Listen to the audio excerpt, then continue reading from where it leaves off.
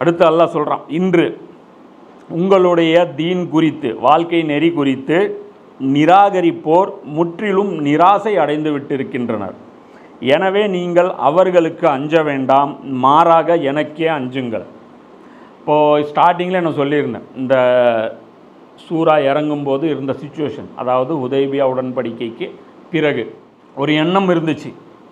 அபூஜஹில் வந்து அந்த கூட்டம், அதாவது குறைஷிகளுக்கு வந்து ஒரு எண்ணம் இருந்துச்சு, எப்படியும் வந்து நாங்கள் வந்து இது பண்ணிடுவோம், மிகைச்சிருவோம் இவங்களை, இவங்க போய் அழிஞ்சு போயிடுவாங்க. எப்படி அவங்க நினச்சது என்ன, ஒரு 100 பேர் கிளம்பிறப்பா போகிறாங்க, எவ்வளோ பெரிய வேலை, நாங்கள் ஒத்துழைப்பு கொடுக்காமல் இவர் செஞ்சுருவாரா அப்படிங்கிற ஒரு திமிரில் வந்து அவங்க இருக்கிறாங்க. படிப்படியாக வந்து அவங்களே பதிரில் ஒரு அடி கொடுக்குறாங்க. அப்புறம் பார்த்திங்கன்னா அவங்களுடைய அந்த வளர்ச்சி அப்படிங்கிறது நாளுக்கு நாள் வந்து பார்த்திங்கன்னா அதிகமாகிட்டு தான் போகுது. வறுமை, பஞ்சம் இதெல்லாம் வருது அந்த 6 வருஷத்தில். செழிப்பு அவங்க பார்க்கல. ஆனால் ஈமான்லி கொள்கையில் பார்த்திங்கன்னா நாளுக்கு நாள் அவங்க என்ன பண்ணுறாங்க, வளர்ச்சி வந்து அதிகமாக தான் போயிட்டுருக்கு. அதனால் அவங்க உதாரணத்துக்கு அவங்களுடைய கொள்கை வளர்ச்சி எப்படிப்பட்டதாக இருந்துச்சுன்னா, அவங்க அக்ரிமெண்ட்டு போடுறாங்களா உதவியால், என்னென்னு போடுறாங்க, மக்காலேருந்து யாராவது வந்தால் நாங்கள் திருப்பி அனுப்புவோம், மதீனாலேருந்து யாராவது வந்தால் நாங்கள் அனுப்ப மாட்டோன்றாங்க. அப்புறம் ரசூல் என்னங்கிறாங்க, வச்சிக்கோங்கிறாங்க. மதீனாலேருந்து யார் போவா, யாரும் போகல. அப்போ அவங்களுக்கு எவ்வளோ பெரிய விஷயம். மக்கால் அவங்க ஊன்னு சொன்னால் போதும், போகிறதுக்கு 100கணக்கான பேர் இருப்பாங்க. நமக்கு தெரிஞ்சது ஒரு சில பேர், அபு ஜந்தல், இப்னு அப்பாஸ் மாதிரியான ஒரு சில சஹாபாக்கள் இருந்தாலும் நிறைய பேர் இருப்பாங்க. என்ன ஆனால் என்ன விஷயம், ஏன்னா அவங்க பார்க்குறாங்க, அவங்க சொன்னதெல்லாம் நடந்துகிட்டே இருக்குது.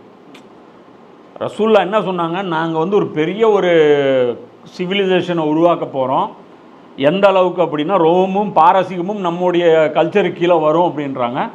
பார்க்குறாங்க, அரபுகள் மாறிட்டாங்க, சண்டை போட்டுட்டு இருந்த ஹவுஸ் கஜரஜுடைய கேரக்டரே மாறிடுச்சு. மதீனாவில் எப்பயுமே ரத்தாரோடும், மதீனாவில் வந்து அவருக்கு விட்டுத்தரமா, அவர் அண்ணங்கிறாரு, அவர் இவர் அண்ணங்கிறார்.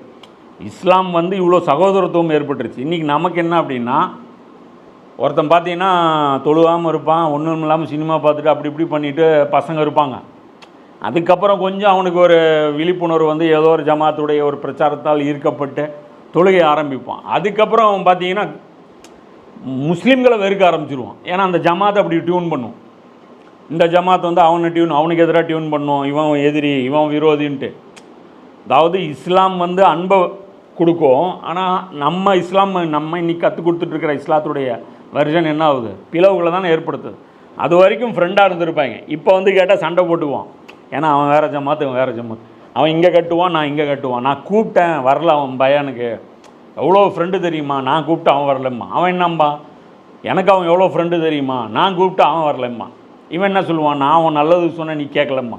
அவன் என்ன சொல்லுவான், நீ நாசமாக போகணுன்னா நானும் சொன்னேன், நானும் நல்லது சொன்னேம்மா. அப்போ இதிலேருந்து புரிஞ்சுக்கணும், இஸ்லாம் வந்து என்ன பண்ணிச்சு, நாம் இன்றைக்கி இஸ்லாத்தை எப்படி வந்து எடுத்துகிட்டு போகிறோன்ட்டு. வெறுப்பு வந்து நீங்கணும். அப்போ இஸ்லாம் நம்ம கற்றுக்கிட்டோம்னா இது வந்து சொசைட்டிக்கு மட்டும் கிடையாது, ஃபேமிலிக்கு உள்ளேயும் சொல்கிறேன். சின்ன சின்ன விஷயங்கள் நம்ம வந்து மெச்சூரிட்டி காட்டணும். எவ்வளோ பெரிய உண்மைகள் வந்து அல்லாஹ் வந்து நமக்கு வந்து தீன் மூலமாக தெரிய வைக்கிறான். இந்த வாழ்க்கை இதோட முடிய போகிறது இல்லை, இதுக்கப்புறம் ஒரு வாழ்க்கை இருக்குது, அதுதான் அசல் வாழ்க்கை, இது ஒரு பிரச்சனையே கிடையாது. இதெல்லாம் ஊதி பெருசு பண்ணிவிட்டு நீங்கள் இதை நினச்சிட்டு உங்கள் டைமு எனர்ஜியெல்லாம் இதில் லாஸ் ஆச்சு அப்படின்னா, அந்த நாள் வந்து நீங்கள் அடுத்த மறுமைக்கு, அடுத்த வாழ்க்கைக்கு நீங்கள் எப்படி ப்ரிப்பேர் ஆவீங்க? உங்கள் வாழ்க்கையே தொலைச்சிட்டு அங்கே போனால் இந்த இருக்கக்கூடிய ஒவ்வொரு second, every time, every minute valuable.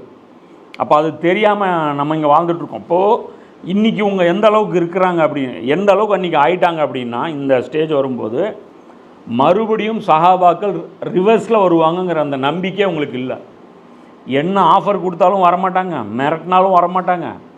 இவங்களை வந்து ஒன்றும் பண்ண முடியாதுங்கிற அந்த தோல்வி மனப்பான்மைக்கு அவங்க வந்துட்டாங்க. அப்போ அதுதான் அல்லாஹ் சொல்கிறான், நிராகரிப்போர் முற்றிலும் நிராசை அடைந்து விட்டனர். எனவே நீங்கள் அவர்களுக்கு அஞ்ச வேண்டாம், மாறாக எனக்கு அஞ்சுங்கள்.